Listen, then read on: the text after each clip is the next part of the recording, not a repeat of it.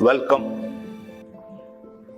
Today we'll reflect on having a big mind and having a small, tiny mind. Listen to this.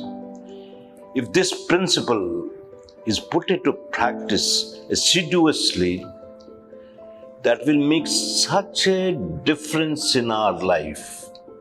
Actually, this principle is the secret of a serene life, a life of equanimity.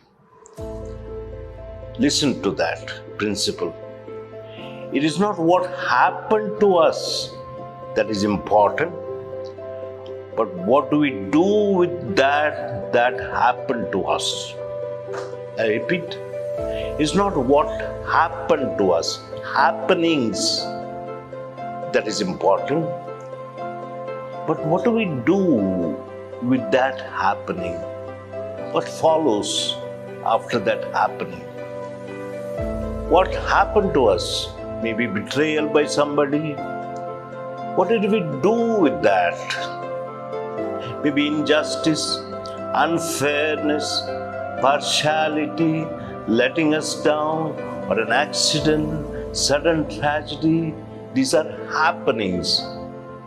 But what did we do with it? Did we have forgiveness? Was there remorse, unending grief, revenge attitude, worries, asking ourselves 1,000 times, why this happens to me alone?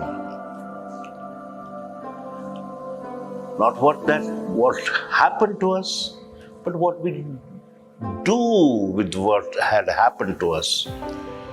Take this example, very illustrious example. A boy accidentally lost his hand and his right hand was cut off through surgery. This is what happened to him. Young boy, lost his hand forever. He has only left hand now. What did he do with that tragic incident? Were there regrets? Was this mourning, wailing, weeping? Did he sit and curse his fate? Did he find faults and blame others? Did he undergo depression? Construct a story around the incidents? Maybe starting cursing God? Not at all. This boy who lost his right hand, after the operation is over, he calls his nurse and requests her for few sheets of paper and a pencil and tells her, I am going to learn to write using my left hand. What happened to him? Lost his right hand. What is his response to that? I'm going to use my left hand and train myself to write in my left hand. See this second incident. He became an orphan. Some others boy became an orphan in childhood. Mostly such people might opt to become drug addicts because of this tragedy of life.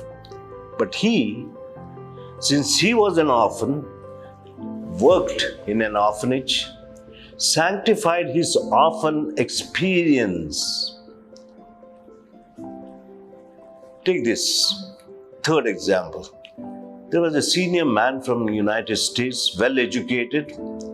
As a child, he observed that his grandfather treated his grandmother, who was illiterate, very cruelly, and she suffered much.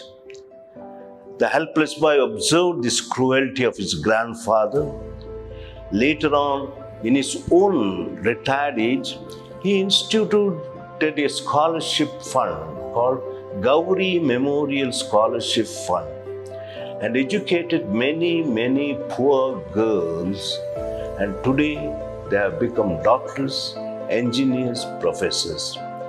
What happened to him was the oppression suffered by his grandmother Gauri. What his response was, he thought, I'll educate many girls so that they need not undergo this kind of oppression. This is having a big mind. That is, noticing and allowing happenings as they are. This is the big mind. Experience everything as it is. Let our life be spacious and oceanic. Big mind, spacious mind, oceanic mind. Have an image of the meadow, large and spacious. To control a cow, what do? Give it a meadow, a place full of grass, large and spacious, where it can go anywhere. This is how you confine this cow here, because you are given a spacious meadow. In big mind, you allow thoughts to come, let them come. And those that come and go back on their own. If you resist, they persist.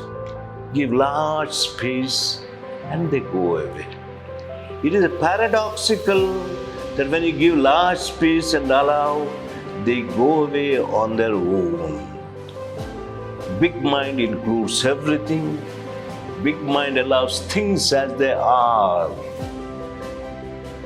Some of the things, there's nothing to resist. It is just as it is. It is okay. It is okay. Freedom and peace comes from having a big mind. This is what in Bhagavad Gita they speak about equanimity. Shubha Shubha Parityagi.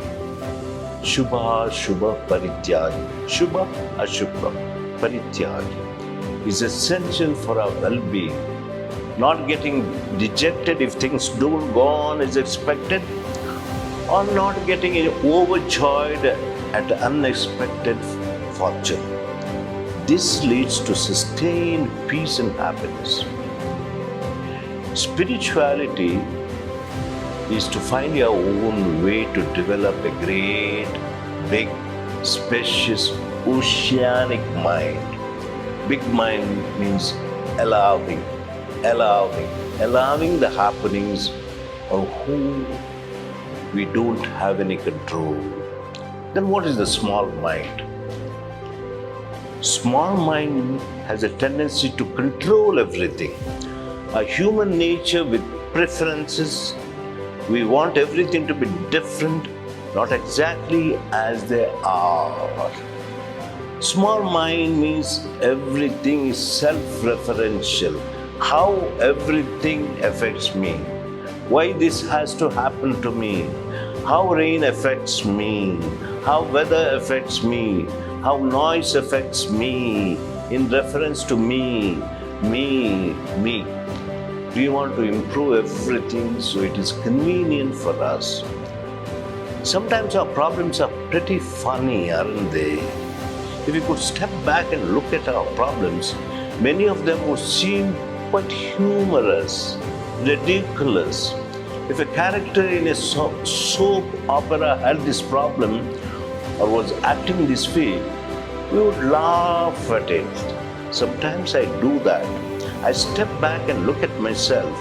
There are so many things having so many different experiences in this universe, and me, poor me, just stubbed my toe or saw a pimple on my face. Thus, one antidote for all such incidents is to have a sense of humor and be able to laugh at ourselves. A young college girl got a driving license. That was her childhood dream, to possess the license, drive her car on the highway. And that day she went to the office to collect that license card, driving license card, came back home exuberant and opened the envelope and shocked to see some 2-3 scratches on the card. Seeing those scratches on the card, she lost her temper, had tantrums, started shouting, screaming, and condemning the inefficiency of the office.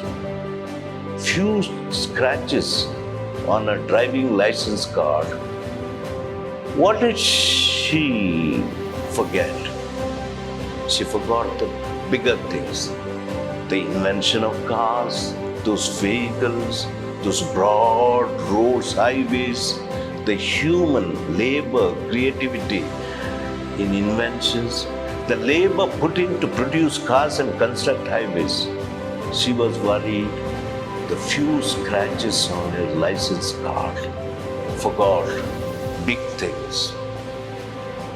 A person sitting next to my seat traveling by plane was making a lot of fuss because by accident few drops of water fell on his shirt when the air hostess was pouring water. He started shouting at the air hostess. Few drops of water. The senior person sitting at the other side of the aisle, looking at this young man and said, "Do you think you need to make such a fuss? Few drops of water for such a small incident.